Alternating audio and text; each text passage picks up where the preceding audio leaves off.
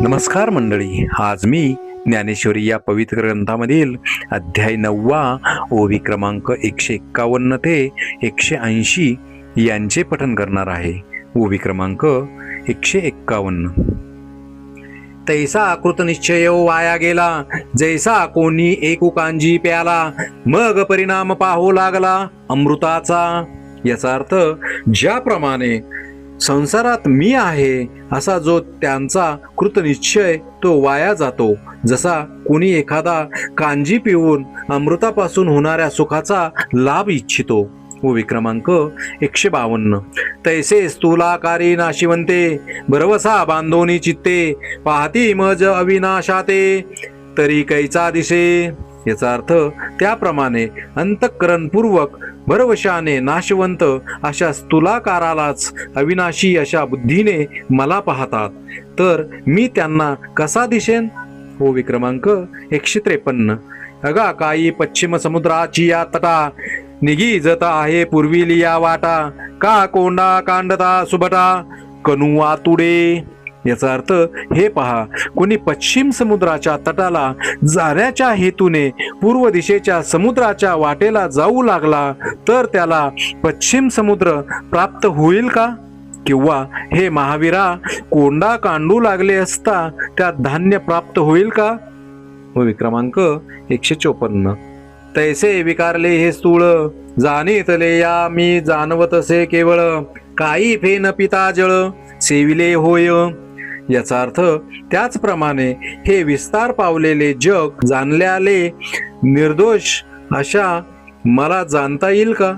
Face प्याल्याने पाणी प्याल्याप्रमाणे होते का? ओवी क्रमांक 155.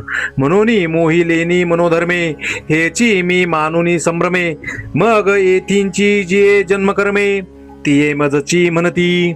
याचा अर्थ, म्हणून माया मोहित मनोवृत्तीने संसारातच मी आहे असे भ्रमाने मानून तेथील जन्म मरणादी सर्व स्थिती मलाही आहेत असे समजतात.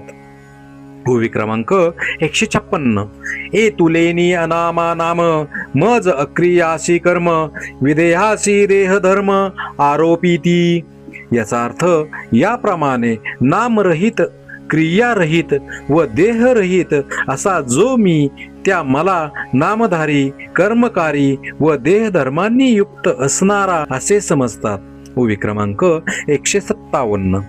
मज आकार शून्य आकारू, निरुपाधिका उपचारू, मज विधिवर्जिता व्यवहारू, आचाराधिक. याचा अर्थ, मला निराकाराला अकार, निरुपाधिकाला उपचार, विधी निषेधाधिक अशा मला आचाराधिक व्यवहार समजतात. ओवी क्रमांक 158. मज वर्णहीना वर्णू, गुणातीतासु गुणू, मज अचरणाचरणू, अपानिया पानी. याचा अर्थ, मला जातीरहिताला जात, गुणातीताला गुण, चरणरहिताला चरण, हस्तरहिताला हस्त. ओवी क्रमांक 159. मज अमेया मान, सर्व गताशी स्थान, जैसे से जे माझी वन, निदेला देखे. याचा अर्थ, मज परिमाणातीताला परिमाण, सर्व व्यापकाला ठिकाण, ज्याप्रमाणे अंथुनात निजलेला वनाची शोभा स्वप्नात पाहतो. ओवी क्रमांक 160. तैसे यस्रवना स्तोत्र, मज चक्षुषी नेत्र, अगोत्रागोत्र रूपारूप. याचा अर्थ, त्याप्रमाणे कर्णरहिताला कान, नेत्ररहिताला नेत्र, गोत्ररहिताला गोत्र, निराकाराला रूप. ओवी क्रमांक 161. मज अव्यक्तासी व्यक्ती, अनार्थासी आरती, स्वयं तृप्ता तृप्ती, भाविती गा. याचा अर्थ, अव्यक्त असा जो मी, त्या मला व्यक्ती, निरिच्छास इच्छा व जो मी स्वयंमेव तृप्त आहे त्यास तृप्ती अशा कल्पना करीतात. ओवी क्रमांक 162. मज अनावरणा प्रावरण, भूषणातीतासी भूषण, मज सकळ कारणा कारण, देखती ते. याचा अर्थ, मी वस्त्ररहित म्हणजे सर्व जगताला पांघरून घालणारा, त्या मला पांघरून घालतात. भूषणातीत म्हणजे निराकार असा जो मी, त्या मला दागिने घालतात. मी सर्व जगाचा उत्पन्न करणारा असून मला दुसऱ्यांनी केले आहे असे मानतात. ओवी क्रमांक 163. मज सहजाते करीती स्वयं भाते प्रतिष्ठिती निरंतराते आव्हानिती विसर्जिती गा. याचा अर्थ मी स्वयंमेव असून माझ्या मूर्ती करीतात, मी स्वतः सिद्ध असून माझी प्राण प्रतिष्ठा करीतात व मी नित्य सर्वत्र असता माझे आव्हान विसर्जन करीतात. ओवी क्रमांक 164. मी सर्वदा स्वतः सिद्धू तो की बाळ तरुण वृद्धू मज एक रूपा संबंधू जाणती ऐसे. याचा अर्थ मी नेहमी स्वयंमेव व निराकार सिद्ध असून मला बाल्य, तारुण्य व वृद्ध अशा प्रकारचे संबंध म्हणजे अवस्था लावतात. ओवी क्रमांक 165. मज अद्वैताशी दुजे मज अकर्त याशी काजे मी अभोक्ता की भुंजे ऐसे म्हणती. याचा अर्थ मी अद्वैत असून माझ्या ठिकाणी द्वैत मानतात, मी काही एक न करणारा असून कर्मे करीतो व काही न खाणारा असून खातो असे म्हणतात. ओवी क्रमांक 166. मज अकुळाचे कुळ वानिती मज नित्याचे निधने शिनती मज सर्वांतराते कल्पिती अरे मित्र गा. याचा अर्थ मला कुळगोत नसून माझ्या कुळाचे वर्णन करीतात, मी नित्य असून मी मरतो असे मानून माझ्या मरणाने दुःख करीतात. तसेच मी सर्वांच्या अंतर्यामी राहणारा असून अमक्याचा शत्रू व अमक्याचा मित्र अशी माझ्या ठिकाणी कल्पना करीतात. ओवी क्रमांक 167. मी स्वानंदाभिरामू तया मज अनेक सुखांचा कामू आघवाची मी असे समू की म्हणती एकदेशी.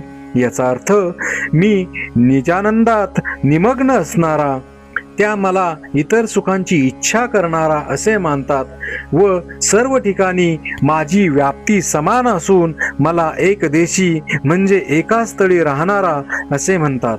ओवी क्रमांक 168.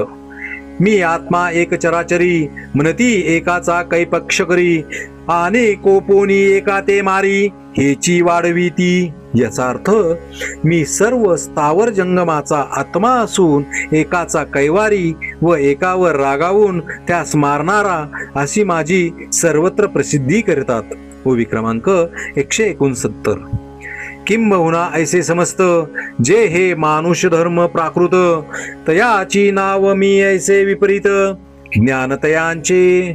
याचा अर्थ किंबहुना अशा प्रकारचे सर्व क्षुद्र मनुष्य धर्म ते सर्व मला लागू आहेत असे त्यांचे विपरीत ज्ञान असते. ओवी क्रमांक 170. जव आकारो एक पुढा देखती तव हा देव येणे भावे भजती मग तोची विघडलिया टाकीती नाही म्हणून या. याचा अर्थ ज्या वेळेस ते दृष्टीसमोर एखादी मूर्ती पाहतात त्यावेळेस ती देवच आहे या भावाने तिला भजतात, मग तीच भंगल्यावर तिच्यातील देवपण नाहीसे झाले असे मानून तिचा त्याग करतात. ओवी क्रमांक 171. माते येणे येणे प्रकारे जाणती मनुष्य ऐसेनी आकारे म्हणून ज्ञानाची ते अंधारे ज्ञानाशी करी. याचा अर्थ मला या प्रकाराने मनुष्यच आहे असे समजतात म्हणून त्यांचे ज्ञानच खऱ्या ज्ञानाच्या आड येते. ओवी क्रमांक 172. या लागे जन्मलेची ते मोग जैसे वार्षिये विनवेग का मृगजळाचे तरंग दुरुनीची पहावे. याचा अर्थ सारांश ज्यांची मजविषयी अशा प्रकारची समजूत असते त्यांचा जन्म व्यर्थच होय. ज्याप्रमाणे पर्जन्य काळा वाचून मेघ व्यर्थ आहेत किंवा मृगजळाच्या लाटा जशा दुरूनच पाहण्यास योग्य होत. ओवी क्रमांक 173. अथवा कोल्हेरीची अशी वार ना तरे ओंडंबरीचे अलंकार की गंधर्व नगरीचे आवार आभासती का. याचा अर्थ अथवा मातीच्या चित्रातले घोडेस्वार मांत्रिकाने केलेले अलंकार किंवा संध्याकाळी ढगात दृष्टीस पडणारे नगर जसे भासते. ओवी क्रमांक 174. सावरी वाढिन्यल्या सरळा वरी फळना आतू पोकळा का स्तन झाले गळा शेळीये जैसे. याचा अर्थ शेर जरी सरळ वाढला तरी तो जसा आत पोकळ असून वर फळही येत नाही, किंवा शेळीच्या गळ्याला उत्पन्न झालेल्या स्तनातून जसे दूध निघत नाही. ओवी क्रमांक 175. तैसे मूर्खांचे तयाजी आले आणि दीर्घ कर्म तयांचे निपजले, जैसे साबरी फळ आले घेपे नादीजे. याचा अर्थ किंवा सांबरीच्या झाडाला फळ आले असता ते जसे कोणाला घेता येत नाही व देताही येत नाही, त्याप्रमाणे त्या मूर्खांचे जिने होय आणि त्यांच्या केलेल्या कर्मालाही धिक्कार असो. ओवी क्रमांक 176. मग जे काही ते पडिनले ते मरकटे नारेळ तोडिले, का आंधळ्या हाती पडिले मोती जैसे.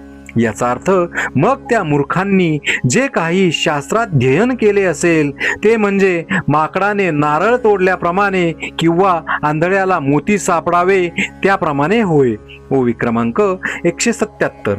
किंबहुना तयांची शास्त्रे जैसी कुमारी हाती दिदली शस्त्रे, का शौचा मंत्रे बीजे कथिली.